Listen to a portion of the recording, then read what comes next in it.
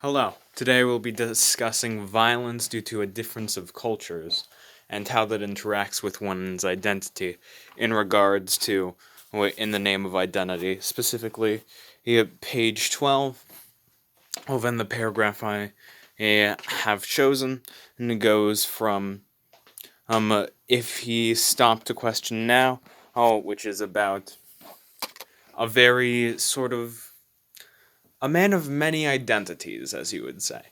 For in this passage, it speaks about a man and who himself is a Muslim, who just so happened to be, and in regards to the Yugoslavian and Bosnian crisis that happened historically.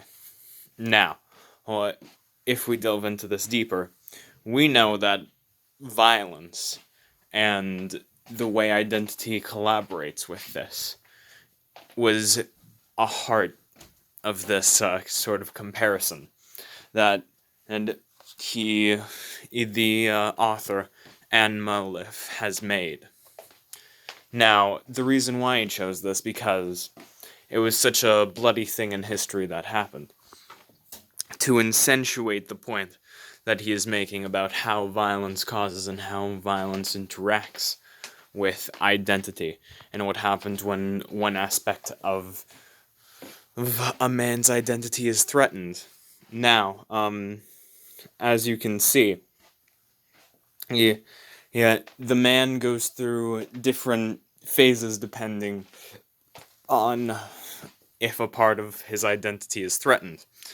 Now, it says here, or if he stopped to question himself now, he would say first that he was a Bosnian, then that he was a Muslim. But this is because part of his identity was threatened, and therefore he became more defensive of that part. Now, how does this have anything to do with violence? Well, the answer is simple.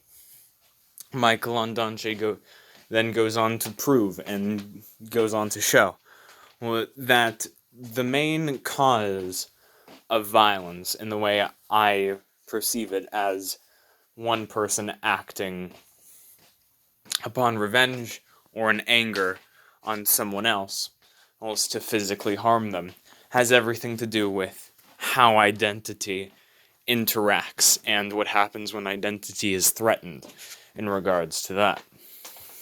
Now,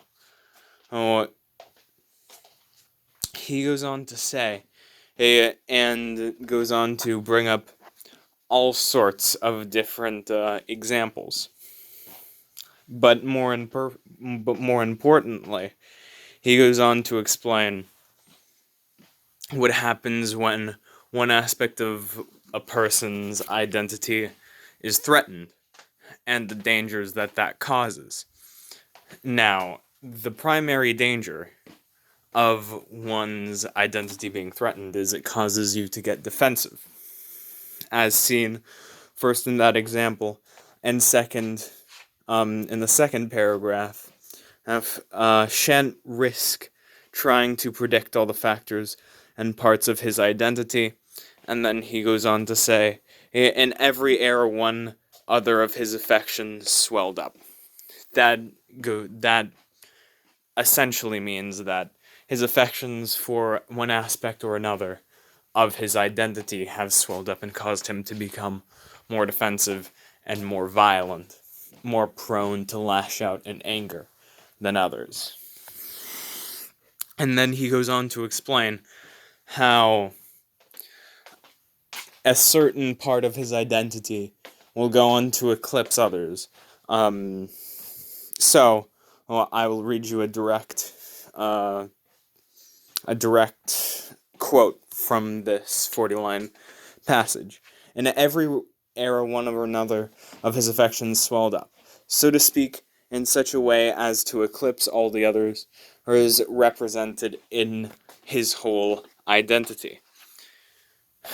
This eclipse is what causes violence, because if one person begins to think that they wholly belong to one group or another, once that group is threatened, or once that group starts to take on a certain more violent aspect of this. For example, we can see this in World War II as Germans and the Aryan race became wholly obsessed with completely wiping out the Jewish population of Europe. And then he goes on to explain how little sense this makes, this eclipsing of identity, and how the simple solution is to simply allow yourself to become more in touch with your different aspects of identity. However, what the author fails to recognize is that when an aspect of one's personality, oneself, one's identity begins to be threatened, the natural human instinct is to kind of rebel and fight against that. If somebody says, hey, everybody with, for example, black hair needs to be destroyed and needs to be wiped out, if you were somebody with black hair, you would immediately start to stand up and get angry. And you'd want to take that exact same revenge on perhaps the persons who threaten you hair color. Or if you understand and comprehend that your identity does not have to simply be what is being threatened at the time. And this should be a peaceful way forward. However, there is a reason why we have had so many cultural, religious, and just horrible, horrible wars having to do with differences between people. And that will forever be around and forever stay, because our identity reacts and ourselves react to defend our own identity, specifically one of which we believe is being threatened or under attack. This is why territory scuffles are so common in history, as so are civil wars, when one person's thought process starts different from another. For example, in the Civil War, and let's say France, there was a possibility of peace, which is working things out with the monarchy. However, because people allowed themselves to become so engrossed in their identity and defending their own identity, it led down the path of bloodshed. Now, specifically with that example, I am speaking of the French Civil War that followed the Revolution, in which different sort of religious ideologies began to take hold and began to just corrode the minds of everybody, splitting them into different branches having to do with their identity, and causing them to fight violence with violence, which of course has been shown to not be the best way, and perhaps be the most destructive way of doing this thing. Now, my global issue is violence, and specifically within cultural groups that have to do with identity.